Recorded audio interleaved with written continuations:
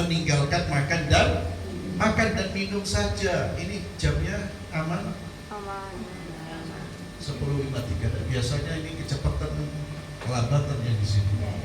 Ya. Alhamdulillah sudah sehat. 10. Jadi ibu sekalian, puasa.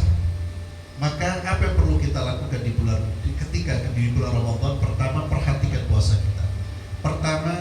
Yang tentunya pertama adalah meninggalkan semua hal yang bisa membatalkan kewajiban puasa.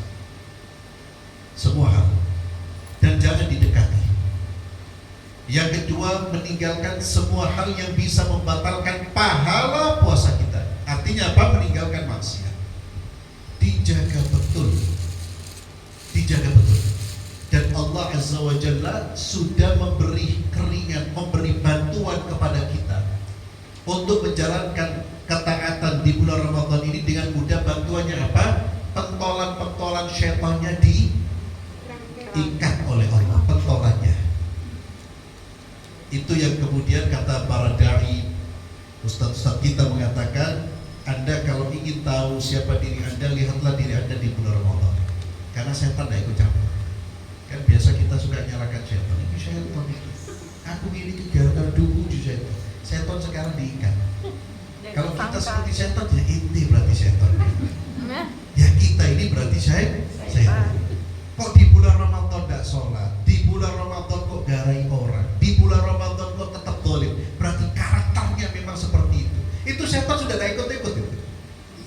Berarti memang karakter jahat sudah menyatu di dalam dirinya, sehingga setannya sudah muncul. Iki wis hambal iki wis pinter dewe. Tidak perlu tak ajari, tidak perlu tak bisiki.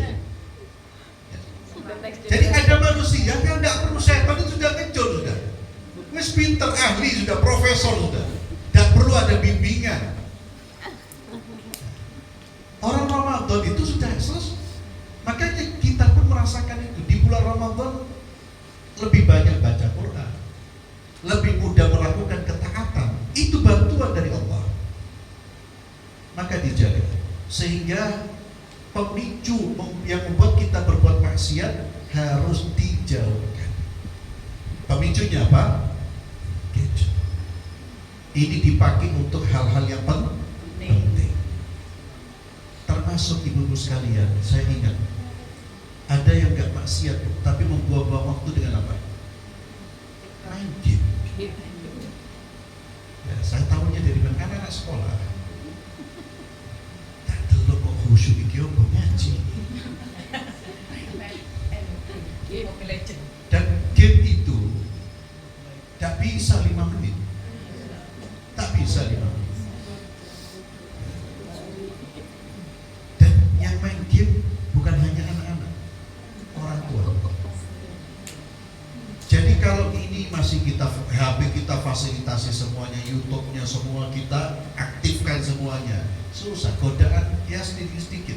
Apalagi kalau sudah terbiasa. Kebiasaan itu akan mendorong kita, mengingatkan kita untuk mengulang apa yang sudah kita lakukan. Jadi betul-betul kalau betul-betul kita serius menjalankan Ramadan untuk ibadah ini, jangan sering dibuka. Kalau bisa dijadwalkan. Kalau kita bukan orang yang selalu harus berhubungan dengan orang, maka dijadwalkan. Saya tidak buka HP kecuali setelah sholat zuhur, baru sebentar saja. Coba dipraktekkan, insya Allah banyak waktu yang tidak terbuang. Praktekkan itu.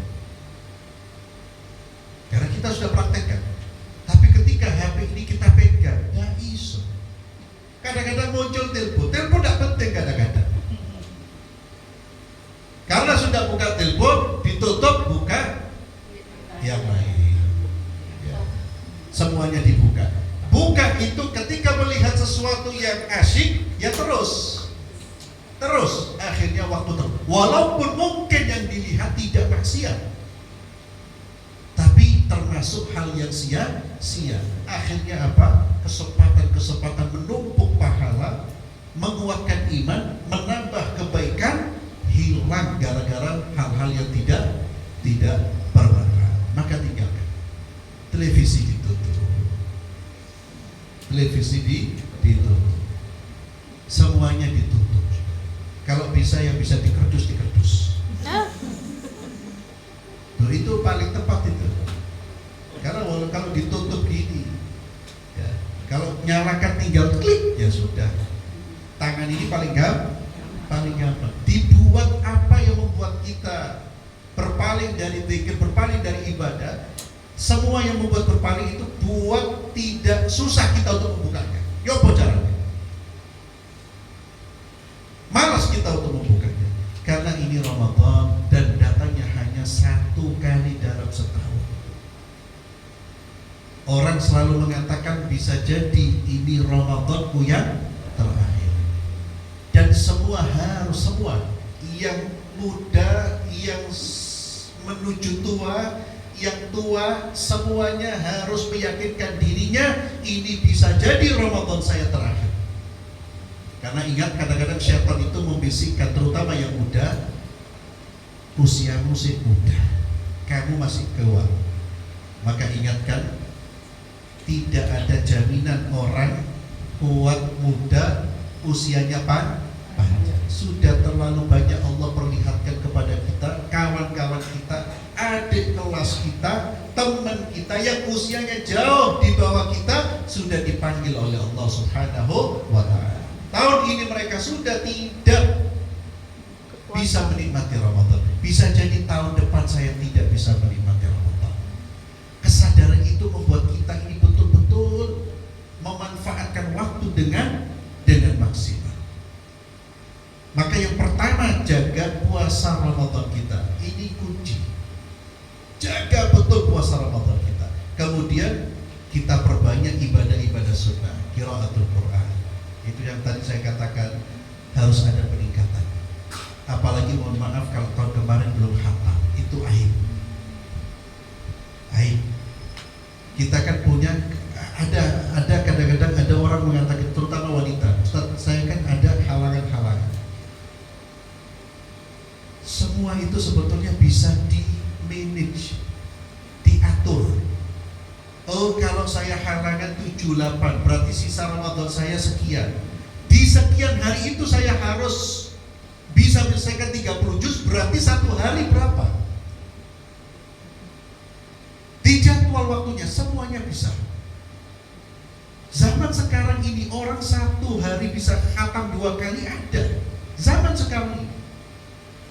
Kalau memilih, tentu orang seperti itu biasanya memang sudah tidak ada aktivitas apapun kecuali membaca Al-Quran. Kita yang punya aktivitas semuanya bisa kalau diatur jadwalnya. Persoalannya kita ini jarang pernah mengatur urusan ibadah kita. Oh, jam sekian saya harus ngaji. Itu lebih baik. Habis sholat saya mewajibkan diri saya untuk ngaji. Tidak boleh ada kegiatan apapun yang mengganggu aktivitas saya. Itu komitmen. Sebelum sholat saya baca 1 lembar, setelah 1 lembar. Itu kalau 5 waktu sudah satu juz, 1 halaman ya, 1 halaman.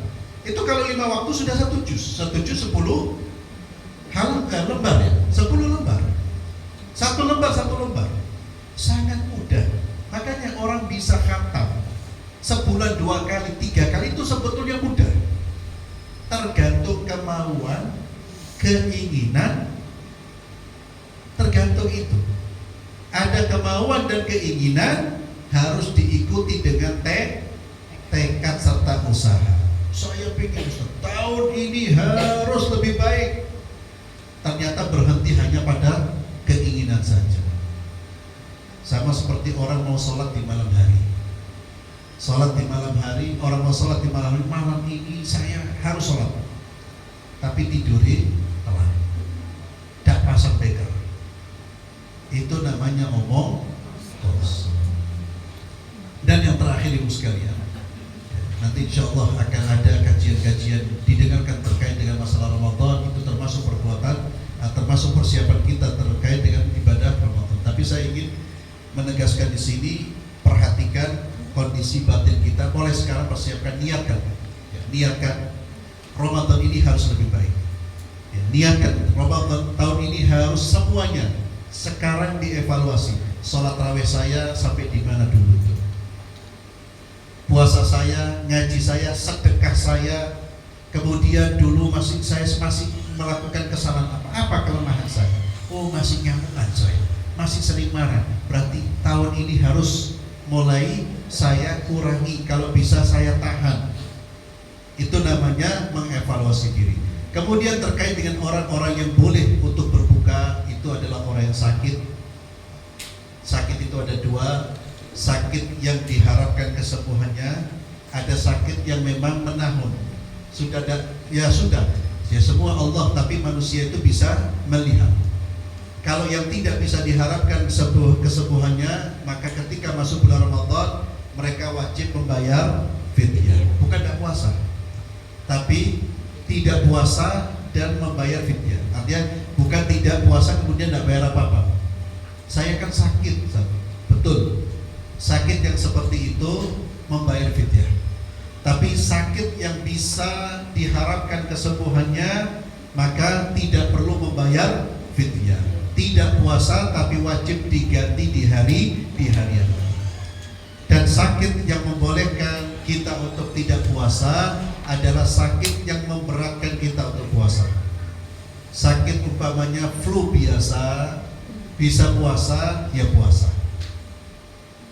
Sakit batuk biasa, ya kan, batuk itu ada batuk ringan, sedang, ada berat. Yang ringan-ringan biasa, ya puasa aja.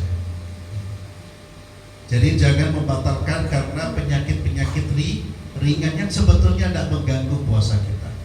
Kemudian yang boleh tidak puasa, orang yang safar. Berapa jarak safarnya? Kalau dia berpergian, jaraknya dari Surabaya, kalau tempat tinggalnya Surabaya, itu 80 kilo. Di bawah 80 kilo jangan berbuka. Ini tentu sekali lagi ada khilaf, ada perbedaan pendapat, tapi kita ambil yang hati-hati. Ada ulama yang mengatakan dan sampai 80 kilo pokoknya keluar dari Surabaya itu boleh.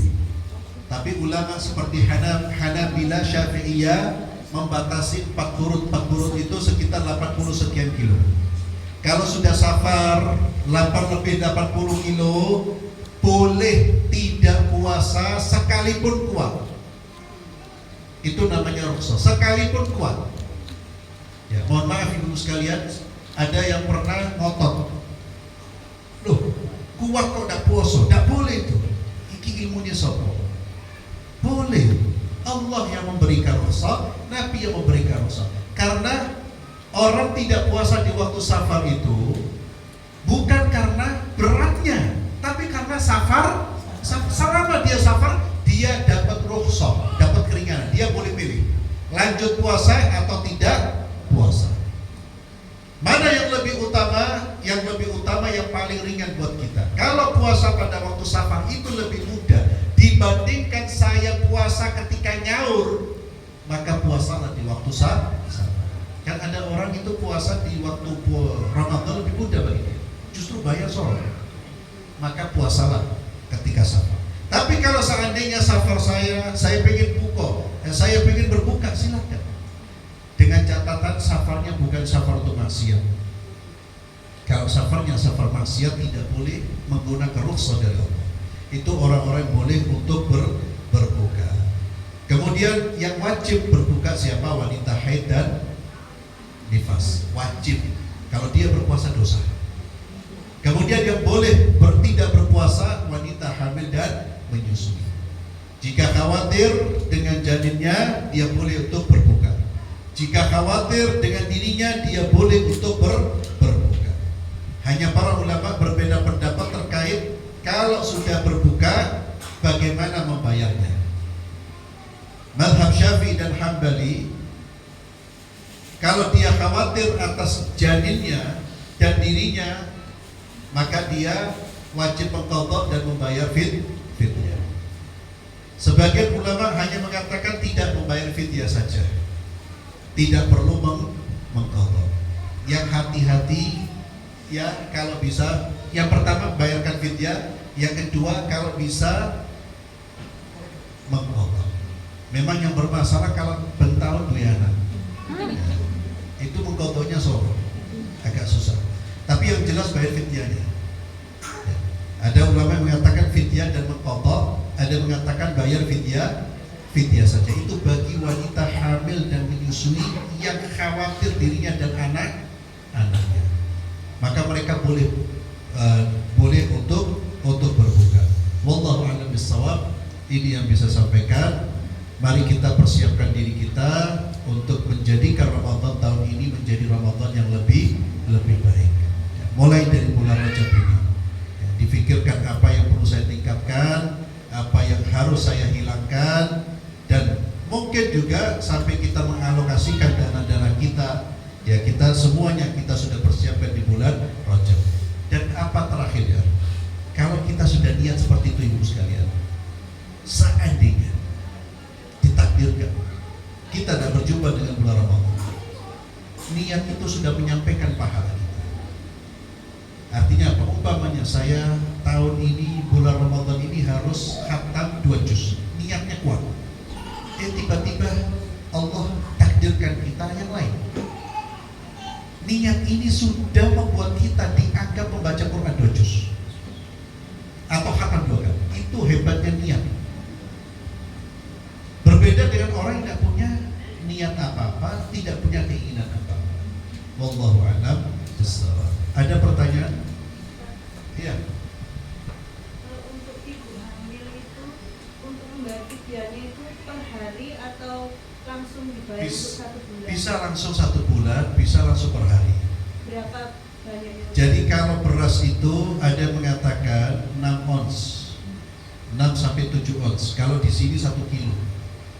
Dalam kitab fikih biasa ini, di susah itu dia hitung 1 kilo 1 on tak berapa? Pokoknya 1 kilo. Paling baik ya 1 kilo beras. Kalau mau memberi makan jadi boleh. Memberi makan jadi boleh. Yang tidak harus jadi itu dijadikan 1 kilo jadi semua buat 1 orang dah. Jadi langsung boleh. Hanya kalau memberi beras, saya kira itu lebih baik, lebih afdal. Kenapa? Pertimbangannya beras itu bisa disimpan, beras itu bisa diolah sesuai dengan keinginan penerima. Beras itu bisa dijual, kalau dia mau jual boleh. Berbeda dengan makanan jadi. Makanan jadi itu belum tentu orang suka. Belum tentu orang suka. Karena kesukaan orang tidak sama dengan kita.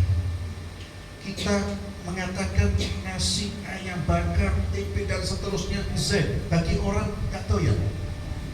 Itu pertimbangannya. Kenapa lebih baik memberi beras? Ya. Boleh apa tidak memberi makanan jadi? Sekali lagi boleh, tapi lebih afdal. Karena pertimbangannya. Dan kadang-kadang makanan jadi pun ketika diberikan, orang yang menerima sudah makan, akhirnya mubah. Saya ingat betul dulu sekalian, Jumatan ya, Jumatan itu banyak orang ngasih. Kan kita ini kadang kalau ngasih itu kan asal ya, pokoknya ketemu orang dikasih. Bahkan seringkali yang dapat yang tidak sholat Jumat, yang dapat yang tidak sholat Jumat. Itu saya sampai pernah melihat tukang beca itu melihat nasi banyak, tapi dia bagikan itu pun orang-orang sekitarnya sudah juga pegang nasi yang banyak. Apa mungkin dimakan sampai? Saya khawatir nanti dijual enggak apa-apa, dibuang. Ya. Oh nasi-nasi biasa. Sampai saya lihat berapa bungkus itu, tidak tahu dia keliling kemana itu. Ya. Berapa bungkus betul? Jadi dan bungkusnya beda-beda. Subhanallah. Biasanya orang itu tahu tempat-tempat orang bagi nasi. Itulah kadang-kadang nasi kita yang kita berikan itu belum tentu dimakan. Tapi kalau beras pasti dia manfaatkan. Siapa yang tidak makan beras? Ya, makan nasi, maksudnya siapa yang tidak makan nasi? Walaupun tidak dimanfaatkan, bisa dijual. Boleh orang menerima jual, boleh, terserah dia. Wallahu a'lam bishawab. Jadi kalau umpamanya jatah, umpamanya kita ini ya kemampuan finansial kita pas-pas, umpamanya berikan minimal 7 orang. Tapi kalau ada kelebihan, 1 hari 1 kilo. Pokoknya semakin banyak semakin banyak. Itu dibayar di awal Ramadan. Boleh dibayar Ramadan apa? Langsung 30 hari. 30 tidak ada masalah. Karena itu jelas hutang kita. Hutang kita atau hutang yang artinya kan kita masih baru masuk di hari kedua, mau bayar 30 insya Allah tidak ada masalah. Tidak ada masalah. Kebaik prinsipnya ibu sekalian, kebaikan itu disegerakan lebih baik. Kecuali kebaikan-kebaikan yang memang sudah ditentukan waktunya. Seperti sholat, ya tidak boleh disegerakan sebelum duhur, karena sudah ada waktunya. Tapi yang tidak ditentukan bebas, itu membayarnya lebih cepat, lebih baik. Tadi boleh dibagi beberapa orang atau? Iya, boleh dibagi beberapa orang, mau dikasihkan satu orang silakan. Yang penting fidyah itu dikeluarkan, ya. Dan berikan kepada orang yang memang membutuhkan. Kalau takutnya kalau beras diberikan kepada satu orang, itu akhirnya berlebih, ya, berlebih. Wallah dia mau jual dan seterusnya. Tapi kalau dia orang fuqara, betul-betul dia mau jual, silakan. Tidak ada masalah. Diberikan satu atau dua orang tidak ada masalah. Iya. Kalau pakai obat kumur atau diperbolehkan asal tidak ditelan. Kalau inhaler Ustaz? Inhaler sebaiknya jangan. Ya, saya khawatir ya itu nanti ada, sebetulnya kan tidak ada sesuatu, tidak ada materi kan, tidak ada. Sebetulnya aroma itu insya Allah tidak ada masalah. Ya. Kecuali kalau ada cairan, ya, ada. Kalau bau tidak ada masalah, tapi tetap lebih afdal ditinggalkan karena khawatir sampai ada rasa. Lebih afdal. Ya. Kecuali orang kalau betul-betul dalam kondisi flu atau ya, jangan sampai. Saya khawatir itu sampai ada rasa. Walaupun itu bukan masuk kategori makanan atau tetesan, tidak masuk. Yang dilarang itu kan tetesan. Iya. Ya oksigen sudah usah bosan. Sampai bosan sampai oksigen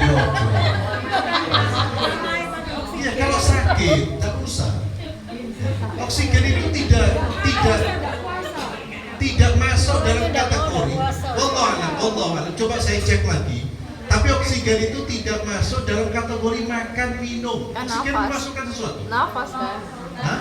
Ada cairan masuk. Nafas saja. Cairan masuk ada. Ada makanan dan gas.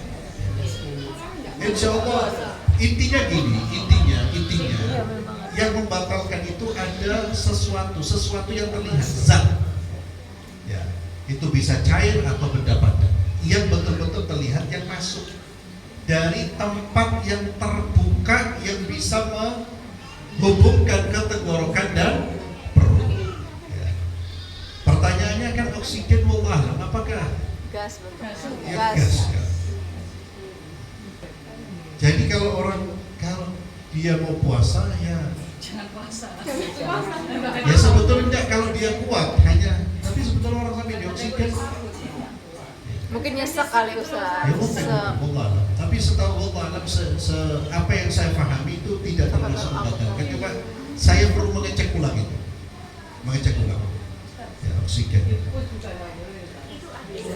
Iya, jangan memasukkan hal-hal yang membuat kita cairan yang membuat kita itu bertenaga. Ya.